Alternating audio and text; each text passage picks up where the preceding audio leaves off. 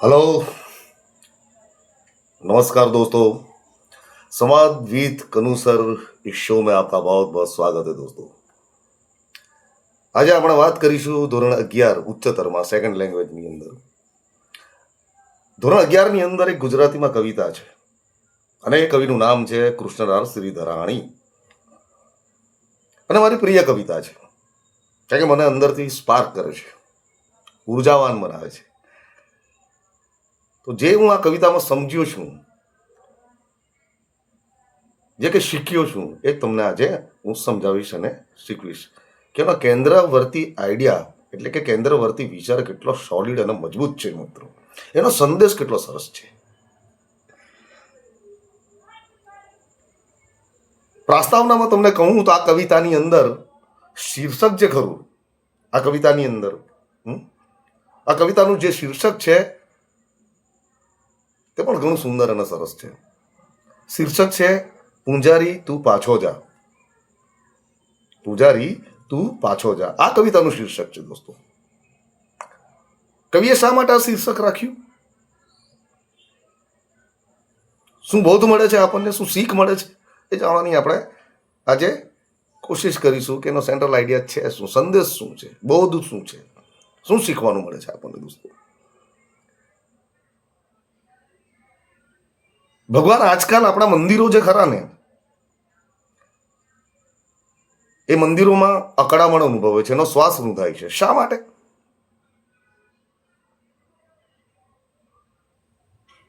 ભગવાન પોતાના ભક્તને કહે છે, ભગવાન પોતાના ભક્તને કહે છે કે આ ભૌતિક સુવિધાઓ જો તમારા માટે ઊભી કરે છે ને, મને આભૂષણો ચડાવે છે, મને સોના ચાંદી ચડાવે છે, લાખો કરોડો રૂપિયા તું મારા માટે લાવે છે, એનાથી મને અકળામણ થાય છે. ભગવાન એટલું કહે છે કે મને એનાથી અકળામણ થાય છે.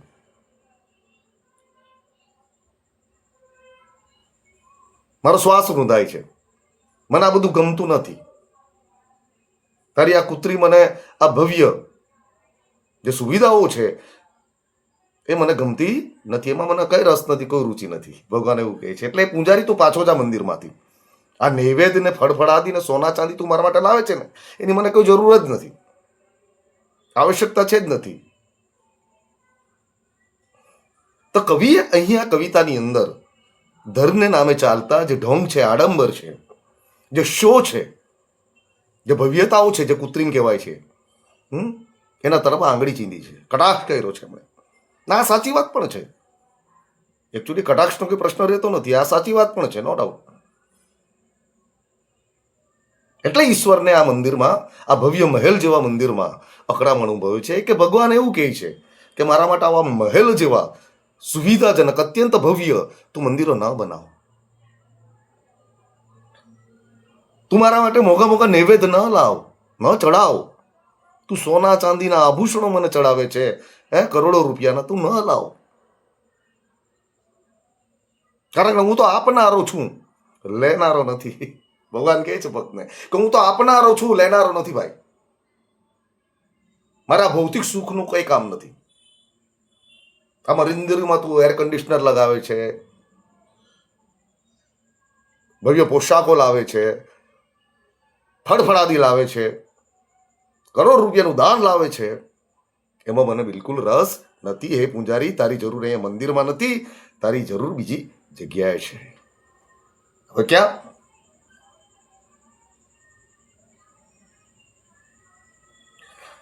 ભગવાન કહે છે, એટલે કે કવિ કહે છે કે તું મંદિરમાં અહીંયા આવે છે, મંદિરમાં જઈ આવે છે, વાંધો નથી, પણ આડંબર અને ઢોંગ અને કપટ અને વિકાર અને બળાઈ અને ઢોંગ અને દંભ આ બધું છોડીને તારે આવવાનું છે. અહીંયા સંપૂર્ણ મુક્ત થઈને આવવાનું છે, શુદ્ધ થઈને આવવાનું છે.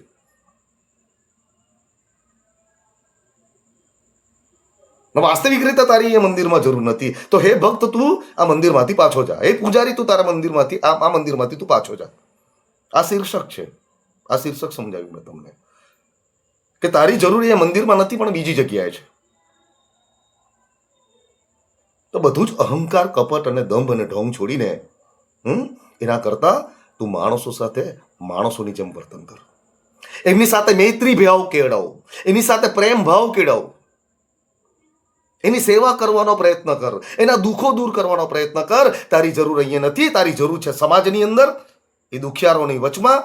દેશને તારી જરૂર છે, સમાજને તારી જરૂર છે, તારા પરિવારને તારી જરૂર છે, દિન દુખિયાઓને તારી જરૂર છે. ત્યાં સેવા કરે જ સાચી ભક્તિ હશે મારી. બાકી એ મંદિરમાં તું બેસી રહેશે ને એનાથી તારે આશીર્વાદ તને મળવાના નથી. મારી કૃપા તું ન મેળવી શકીશ. તારી જરૂર તારા સમાજને છે, દિન દુખિયાઓનો છે, તરસ્યાઓનો છે ને ભૂખ્યાઓનો છે. કોઈક દિવસ તેના આંખું લૂછવાના પ્રયત્ન કર. હે પૂંજારી તું પાછો જા, હે પૂંજારી તું પાછો જા. તારી જરૂર અહીંયા મંદિરમાં નથી. આ નૈવેદ્ય ચડાવવાનું બંધ કર, આ સોના ચાંદી અહીંયા ચડાવવાનું બંધ કર. મારી ભૌતિક સુવિધાને તું જે લાવે છે ને એ બધું બંધ કર. ના મહેલ જેવા મંદિરો ચણવાનું તું બંધ કર. ના લાખો કરોડો રૂપિયા દાન લાવવાનું તું બંધ કર.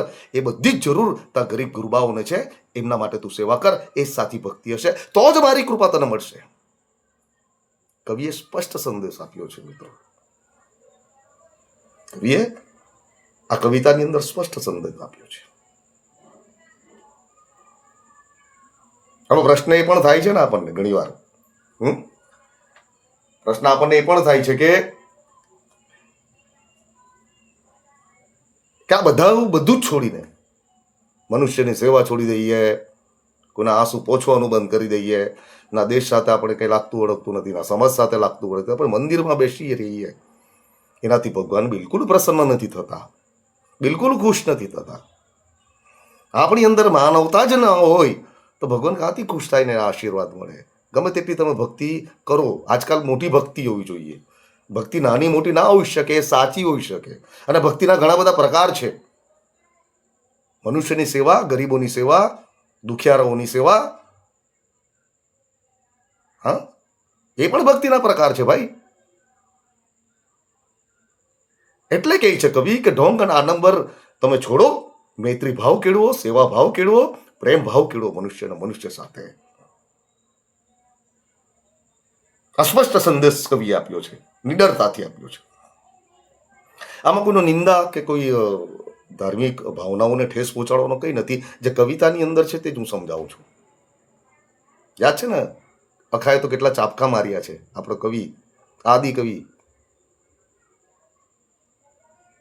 અખાના નામથી આપણે ઓળખીએ છીએ. ઘણું બધું એમણે તેને કવિતામાં કહ્યું છે. આજના જમાનામાં પણ આ વિચાર કરો કે કવિતાઓ કેટલી સ્થાપિત થયેલી લાગે છે, કેટલી સાર્થક લાગે છે. વધુમાં કવિ કહે છે, એટલે કે ભગવાન કહે છે, ઈશ્વર કહે છે કે આ ભપકા ઠકારા ને બધું બંધ કરો. બરાબર, જે ભક્તિના નામે થતા હોય છે, આ બધું બંધ કરો. દંભ, ખોટા દેખાવ, આડંબર, આ બધું બંધ કરો. એનાથી મને અકળામણ થાય છે. શું થાય છે? અકળામણ. મોંઘા મોંઘા વસ્ત્રો લાવવા, મારા માટે પોશાક લાવવા,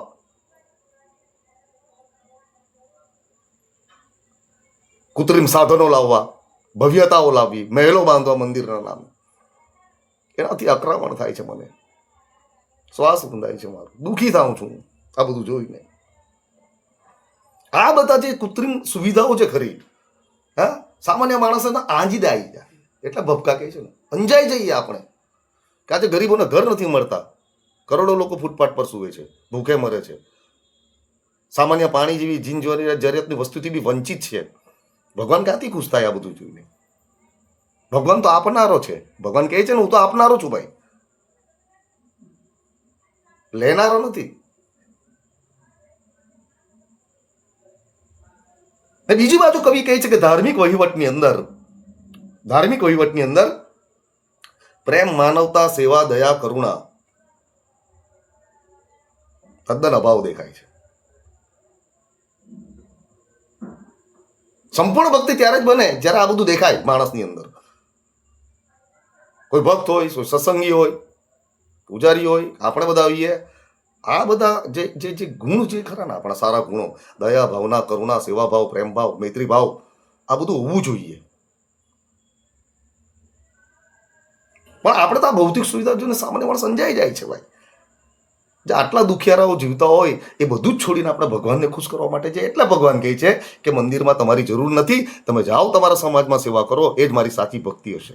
તો જ હું ખુશ થઈશ, તો જ હું પ્રસન્ન થઈશ, તો જ મારા આશીર્વાદ મળશે તમને. આ કવિ કહેવા માંગે છે એને સેન્ટ્રલ કેન્દ્રવર્તી વિચારમાં, સેન્ટ્રલ આઈડિયા જેને કહીએ આપણે. તો અભાવ દેખાય છે આ બધી વસ્તુમાં.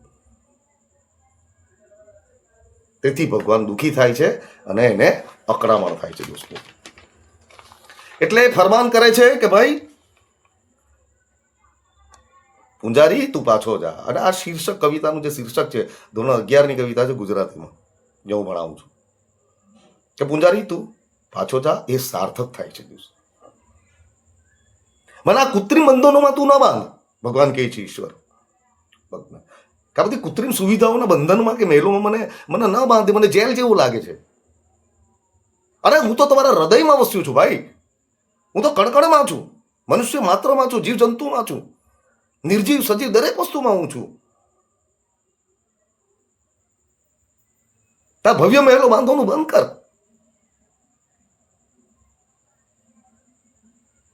કારણ કે હું દરેક જગ્યાએ તારા હૃદયમાં વસ્યો છે ભાઈ. મારા માટે શા માટે મહેલ બનાવે છે તું? આ ભૌતિક સુવિધાઓ શા માટે લાવે છે? કરોડો રૂપિયા ખર્ચીને, લાખો રૂપિયાને ખર્ચીને.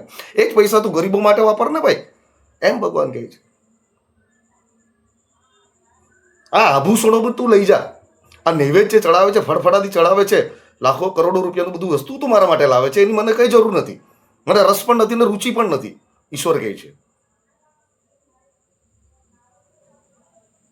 અને તમને ગુંગળામણ થાય છે, અકળામણ થાય છે. એટલા માટે કહું છું પૂંજારી એ ભક્ત તું પાછો જા, મંદિરમાંથી પાછો જા. તું તારા સમાજની સેવા કર, ગરીબ ગુરબાઓની સેવા કર, દિન દુખિયારોના આંસુ લૂછવાનો પ્રયત્ન કર, એમને સુખી કરવાનો પ્રયત્ન કર. ત્યારે મારા આશીર્વાદ તને મળશે. અહીંયા બેસી રહે મારી સાથે તું આખો દિવસ, એનાથી કોઈ અર્થ સરવાનો નથી. એ સમય તું અહીંયા મારી પાસે બેસી રહેવાથી તને મારા આશીર્વાદ કે કૃપા મળવાની નથી ભાઈ, નહીં મળી શકે.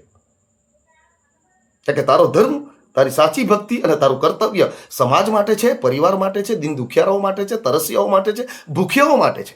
જઈને સેવા કરતું એમની.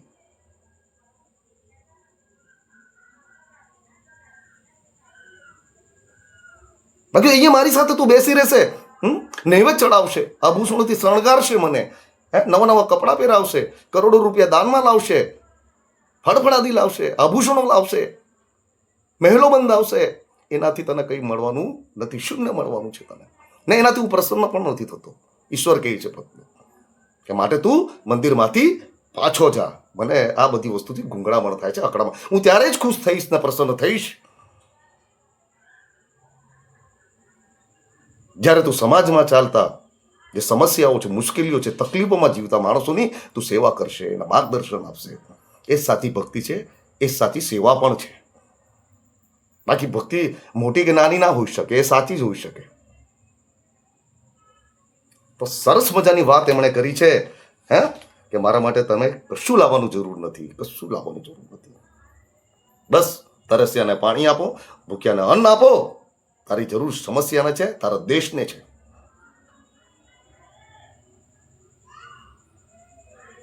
મારા માટે મહેલ બનાવવાની પણ જરૂર નથી. શા માટે મહેલ બનાવો છો? જે મહારાજ દુખિયારા લોકો જ્યારે સડક પર જીવતા હોય, ફૂટપાથ પર રહેતા હોય, ના છત હોય ના જમીન હોય, એમના માટે આવાસ બંધવાનો પ્રયત્ન કર. આ જો તું પૈસા લાવે છે ને, કરોડો રૂપિયાને બધા લાવે છે, એ માટે મહેલ ન બનાવો.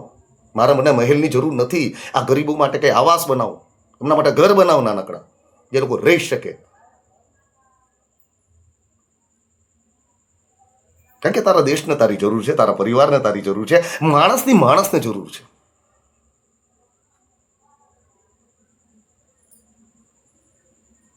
ગરીબ ગુરબાઓને તારી જરૂર છે.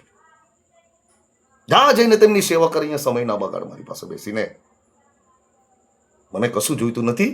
એટલા માટે કવિ કહે છે કે ધર્મના નામે ચાલતા કે ભક્તિના નામે ચાલતા આડંબર અને દંભ, એના પર સરસ મજાનો કટાક્ષ કર્યો છે અને સાચા એક માર્ગદર્શન પણ આપ્યું છે અને સાચી વાત કરી છે એમણે. આમાં કોઈ નિંદા કે અપમાન કરવાનો કોઈ પ્રશ્ન હોતો જ નથી. એટલા માટે શીર્ષક આપ્યું છે કવિએ આ કવિતાનું, એ પૂજારી તું પાછો જા.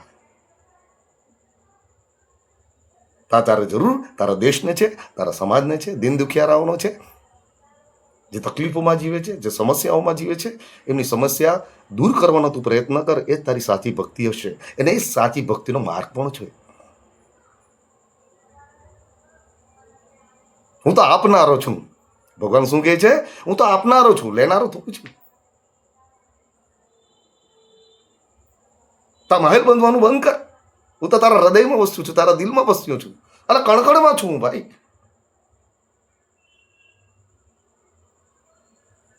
બધી જગ્યાએ હું છું, નિર્જીવ સજીવ દરેક જગ્યાએ, જેનું સર્જન જ મેં કર્યું છે.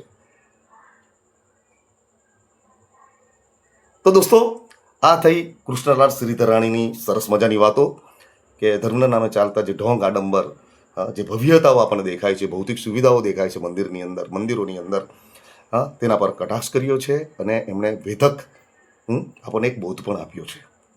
આને એક સમજવાની જરૂર છે. આમાં અપમાન કે નિંદાનો ફરી વાર હું ત્રીજી વાર કહું છું, એનો પ્રશ્ન જ હોતો નથી. આ કવિતા છે, ધોરણ 11ની કવિતા. એની અંદર જે બોધ અને જે સંદેશ છે એ ખરેખર દરેક વ્યક્તિએ કે બાળકે આ સમજવાની કોશિશ કરવી જોઈએ કે શીખવું જોઈએ. તો દોસ્તો, આ વિડીયો તમને કેવો લાગે છે ચોક્કસ કોમેન્ટ લખજો અને સાથે સાથે સબસ્ક્રાઇબ્સ પણ કરજો અને શેર પણ કરજો મિત્રો, ત્યારે તે અમારા જેવા ભાષાવિદ, અમારા જેવા ભાષા શિક્ષકોને પ્રોત્સાહન મળી શકે. ઓકે દોસ્તો, ફરી વાર મળીશું બીજા ટોપિક, બીજા વિષય સાથે. બરાબર, ત્યાં સુધી નમસ્કાર. જય હિન્દ, જય ભારત.